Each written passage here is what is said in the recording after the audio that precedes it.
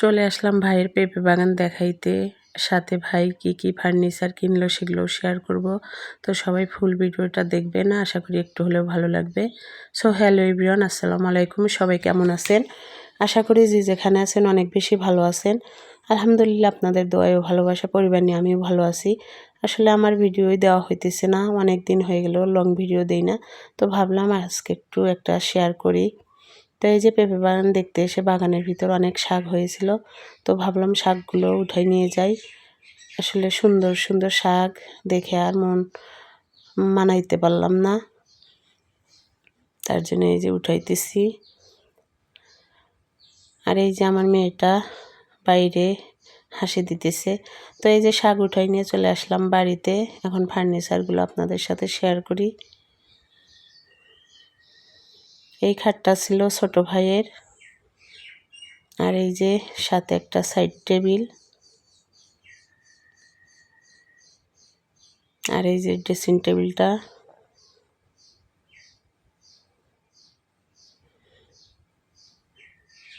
Dressing টেবিলটাও ভালোই লাগলো। তো এই যে ভালো করে একটু দেখিয়ে দিলাম। চলেন এখন দেখিয়ে দিই বড় ভাইয়েরটা। এই যে বড় ভাইয়ের খাটটা, দুটোই সেম সেম, শুধু একটু ভিন্ন। এই যে সাইড টেবিল, সাথে ড্রেসিং টেবিল। আসলে দুজনই সেম নিয়েছে। আমার দুটাই ভাই, দুই ভাইয়ের জন্য সবাই একটু দোয়া করবেন, আল্লাহ যেন তাদের নেক হায়াত দান করে। তো এই যে দেখিয়ে দিলাম। আসলে আমার কাছে ভালোই লাগছে, জানি না আপনাদের কাছে কেমন লাগছে।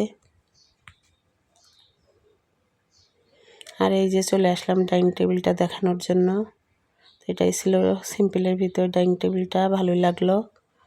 আমার ভিডিওর কোনো অংশে বা কাজে যদি আপনাদের কাছে ভালো লেগে যায় তাহলে সাবস্ক্রাইব করে আমার সঙ্গেই থাকবেন, আর লাইক কমেন্ট শেয়ার করবেন। আর এই যে আমার ভাইয়ের আগের খাট ছিল, এটা ছোট ভাইয়ের। তো এই যে সাথে সোফাও নিয়েছিল, তো সোফাটাও একটু দেখিয়ে দিলাম। আসলে এগুলো রেডিমেড একবারে কিনে নিয়ে আসছিল।